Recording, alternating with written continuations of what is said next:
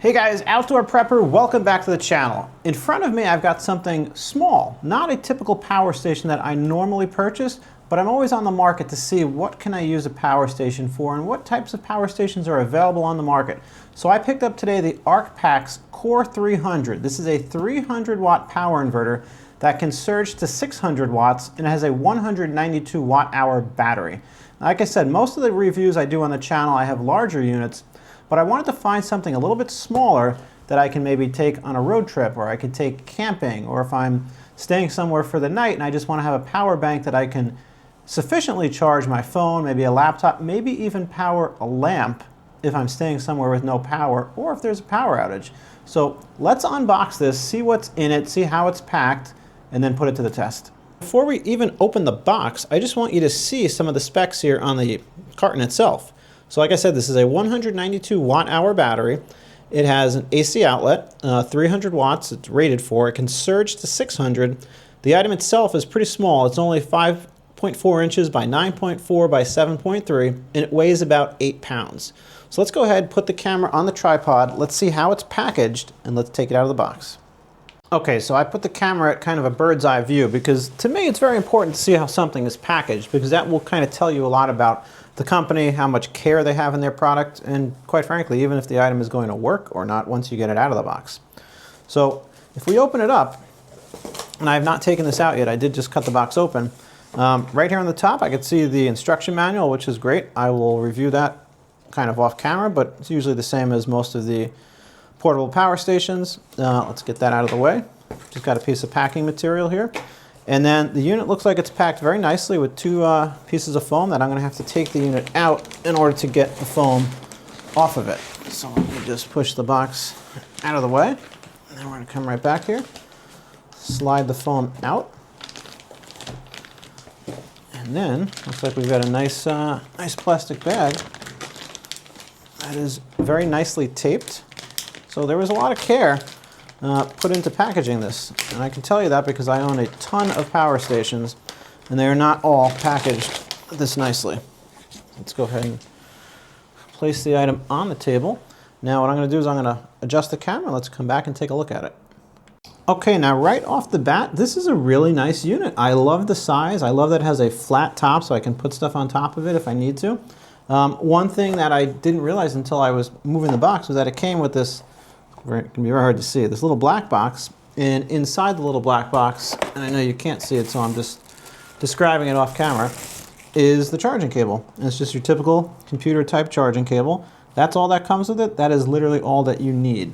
So looking at the front, you can see we have two AC outlets. We have the on-off switch for the AC outlets. Right up top here we have the input, and we were going to test that out obviously because we need to charge this. We have the on-off button, and we have the button right here for the 12 volt 8 amp cigarette lighter. Then we have two USB A's, those are 18 watts max, and we have a 65 watt max USB-C, as well as our solar input. And we're going to test that because I actually have a 200 watt solar panel that I bought for another unit that I think this should be able to handle, but we're going to try it. So we'll plug that in, give that a try. Let's just kind of rotate it. Nice air vent here. I like this. You don't really need a handle because this unit is very light, but you can fold the handle up, easy to carry. As we continue to move around the side, or the back, you're going to see something that I love, and that is a light. And I like that the light is on the back of the unit because most of the power stations don't have lights, first of all, which in my opinion is ridiculous because you're using the thing, presumably because there's no power. And at night you're going to need to be able to see. But the ones that do have lights, they have them on the front, and I actually don't like that because if you're standing in front of the unit trying to use the unit, the light is going to be blinding you in the face. So having it in the back, in my personal opinion, is a little bit better. Moving along to the side, again, we've got another little air vent, and that's pretty much the whole unit. So let's go ahead and power this on. Let's see what it comes charged with, and it's probably going to be a long hold here. All right, so it's telling me in its current state, it can run for 99 hours, but that's because we're powering nothing. We have 0 watts that we're powering, and the battery is at 32% capacity. Let's just go ahead and turn on the DC and see what it says. Okay, the little light came on that says DC. And I think by default, actually, I'm pretty clear, by default, Even if you don't press this button, the other DC outlets, such as the USB-C and USB-A, are powered because it does say USB on the screen, even if I turn off the DC button. And then for AC, let's go ahead and turn that on. Generally, you have to wait a couple of seconds, and there'll be a little click of the relay. I just heard it. And then it tells us we have AC power. So the inverter is live. And what this is basically saying now with the 7 hours is that if you just leave this on with the inverter, because the inverter takes power, and it takes power to run the screen and all the circuitry, that the unit will last about 7 hours. So before I go any further, I want to plug this in and fully charge this up to 100%, and then we're going to run through some tests. So let's walk over to the outlet and we'll plug it in together. Okay, so I've positioned this so hopefully you can see I've got the plug plugged right into the front. We're still at 32% in 7 hours. I'm just going to go ahead and turn off the AC outlet because we really don't need that on right now. And what I'm going to do is I'm going to plug this in to my outlet, and let's see what the screen shows. So now that I've plugged it in, we can see the bars are moving a little bit where it says 32%. And for watts, let's see where we're going to go up to in terms of its maximum input. Looks like we're at about 174-ish, which is kind of what I would expect to see on a small unit like this. The other small units that I've had in the past and tested have roughly been about the same. So let's go ahead and just leave this here right now, and we'll come back when it's fully charged. Okay, it's been about 40 minutes or so, and I just want to show you we're about 95% charged, and our input has dropped down 10, 13 watts. You know, it kind of slows up as it gets closer to fully charged. And I just want to show you real fast, because I want to kind of prove a point how valuable these power stations are, that I actually don't have this plugged into a regular outlet, like in my house. I have it plugged in to the Arkpax Core 1200, along with my phone charger, which is charging my phone, and a lamp right now, which hopefully you can see is illuminated. And this unit right here, just for reference, we got 45% battery left. We're outputting 127 watts. That's between the incandescent light bulb, the phone charger, and the Arkpax 300, which it's charging. Now I know I mentioned earlier about the light and how much I love the light, but I didn't actually get to show you it. So let's just, while it's charging, let's just turn it around here and show you the light. You press it once. Oops, excuse me. Press it once, light comes on. Second time gets a little dimmer. Flashes. Flashes again. This is SOS mode. Then it turns off. So yeah, totally love the light. And you can't see it obviously because it's very bright out. But the reason the light on the back is so good is, this is a perfect example. I have the unit right here on the counter. If I were to turn the light on, it would reflect off the back wall and kind of illuminate the area while not blinding me and allowing me to see kind of the front of the unit. So let's just let this get to 100%, and then we're going to do some more testing on it. Okay guys, so this power station is fully charged up, so let's go ahead and turn it on. And I want to explain a little bit while I'm charging some items here what this can do, you know, and what it can't do. Now obviously a unit like this, and I'm plugging in my phone right now to the USB-C, and I'm going to be plugging in my AirPods to a charging brick on just a regular AC outlet. So a unit like this obviously is not going to run your refrigerator, an air conditioner, but that's not what this is made for. A unit like this is going to be great if you're camping and you want to charge your phone. Maybe some of your camping companions want to charge their phone. You want to plug in maybe an air mattress pump. You want to, you know, I don't know, plug in a projector, watch a movie.